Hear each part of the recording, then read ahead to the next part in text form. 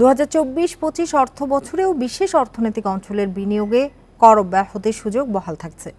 একই সাথে ব্যক্তি শ্রেণীর সর্বোচ্চ আয়কর ৩০% বদলে ২৫% নামিয়ে আনা হয়েছে। এর বাইরে বড় কোনো পরিবর্তন ছাড়াই পাশ হলো অর্থ বিল ২০২৪।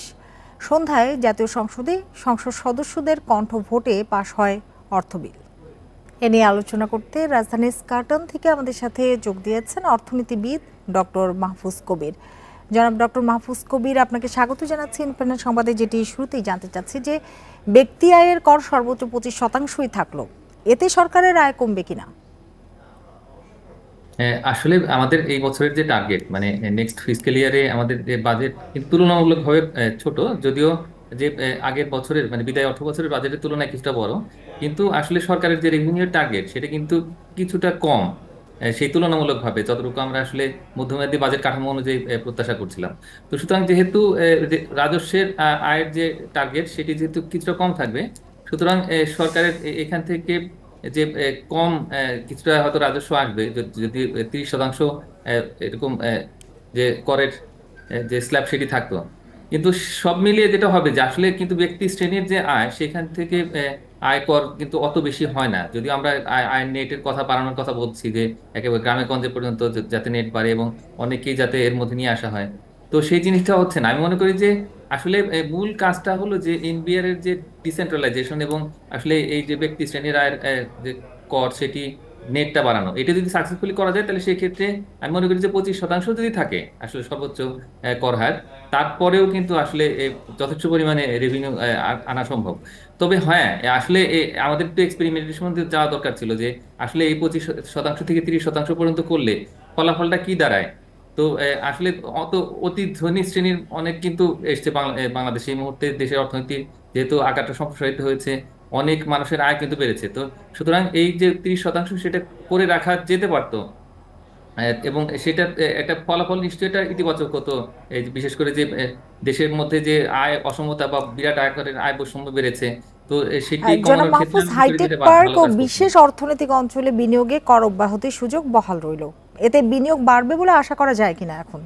হ্যাঁ, অবশ্যই। তার কারণ এই যে বিশেষ অর্থনৈতিক অঞ্চল যেগুলো রয়েছে আমরা তো 100টা আইডেন্টিফাই করেছি, তো সেখানে কিন্তু সেভাবে প্রত্যাশিত হারে বিনিয়োগ আসছে না। তার কারণ অনেকেই একটু রিলাক্টেন্ট ছিলেন যে আসলে কি অবস্থা হয় যে এই কর সেটা হয় কিনা, ওইখানে বসে কিনা। তো যেহেতু কর অব্যাহতির সুবিধা রয়েছে, আমি মনে করি যে এটা ইতিবাচক ভাবে নেবেন ব্যবসায়ী, বিশেষ করে দেশি বিদেশি সব শ্রেণীর ব্যবসায়ীরাও কিন্তু এটা সুবিধা নিয়ে আগামী 1 বছরে তারা হয়তো কিছু বিনিয়োগ করবেন।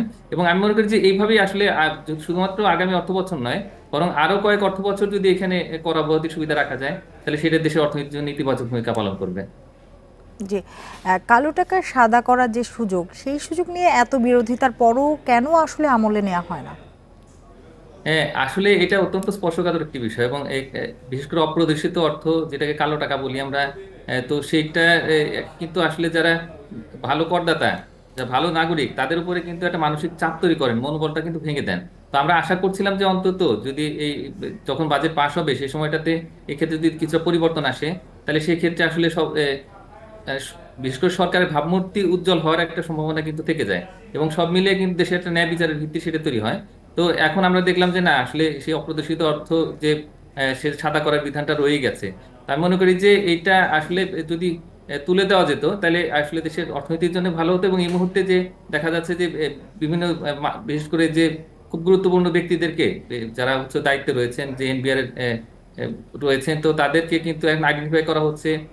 এবং দেখা যাচ্ছে যে আসলে সরকার কিন্তু একটা বেশ বড় রকমের চ্যালেঞ্জ নিচ্ছে আমি মনে করি যে সুশাসন প্রতিষ্ঠার ক্ষেত্রে এবং বিশেষ করে আর্থিক সুশাসন প্রতিষ্ঠার ক্ষেত্রে। তাই মনে করি যে একই সঙ্গে যে এই অপ্রত্যাশিত অর্থ সেটা যে সাদা করার সুযোগটা রহিত করা এবং একই সঙ্গে যে যারা হয়তো দুর্নীতি করছেন তাদের বিরুদ্ধে আসলে প্রশাসনিক ব্যবস্থা নেওয়া, এই দুটো একসঙ্গে চলে আমি মনে করি যে দেশের যে বিশেষ করে যে সার্বিকভাবে সুশাসন সেটিও বাড়তো এবং দেশের অর্থনীতিতে আরো বেশি গতি সঞ্চার হতে পারতো। ডক্টর মাহফুজ, আরেকটি বিষয় একটু জানতে চাই যে বাজেটে মূল্যস্ফীতি কমানোর কতটা উদ্যোগ নেওয়া হয়েছে? না, আসলে মূল্যস্ফীতি কমানোর ক্ষেত্রে যে উদ্যোগ সেগুলো কিন্তু আর নতুন তেমন কোনো কিছু দেখা যাচ্ছে না। এই আমাদের যে মুদ্রানীতি রয়েছে তো সেটার যে উদ্যোগগুলো রয়েছে সেটুকুই আছে। আমরা আশা করছিলাম যে বাজার ব্যবস্থাপনার ক্ষেত্রে গুণগত মান যদি বাড়ানো যায় বা সেই ক্ষেত্রে যদি ভালো কোনো উদ্যোগ নেওয়া হয় তাহলে সেই ক্ষেত্রে হয়তো মূল্যস্ফীতির ক্ষেত্রে একটা ভালো ভূমিকা পালন করতে পারতো সেটি। তো সেই জায়গাতে আসলে বাজেট সেরকম ভাবে তেমন কোনো কিছু পরিষ্কার করেনি। এমনকি যে যে অর্থ বিলটা পাশ হলো, তো সেটির ক্ষেত্রেও কিন্তু আমরা সেরকম কোনো উদ্যোগ দেখলাম না। তো আমি মনে করি যে একই সঙ্গে যে আদর্শ নীতির যে বিষয়গুলো সেটা তো আর থাকেই, পাশাপাশি কিছু যদি একই সঙ্গে সাপ্লিমেন্টারি যে বাজার ব্যবস্থাপনায় মান উন্নয়নে যদি একটা কোনো উদ্যোগ থাকতো বাজেটে, তাহলে সেই ক্ষেত্রে আমি মনে করি যে হয়তো সেটা কাজে লাগতে পারতো। এই যেটা রয়েছে ট্রেডিশনাল, তো সেটা দিয়ে আমি মনে করি যে মূল্যস্ফীতি খুব বেশি হয়তো নিয়ন্ত্রণে আসবে না, এবং বাজার যেরকম চলছিল সেরকমই চলবে, এবং এই যে মানুষের যে দুঃখ কষ্ট সেটা কিন্তু এইভাবে চলতেই থাকবে। জি, বুঝতে পেরেছি। ডক্টর মাহফুজ কবির, আপনাকে অনেক ধন্যবাদ আমাদের সময় দেওয়ার জন্য এবং আমাদের সাথে যোগ দেওয়ার জন্য।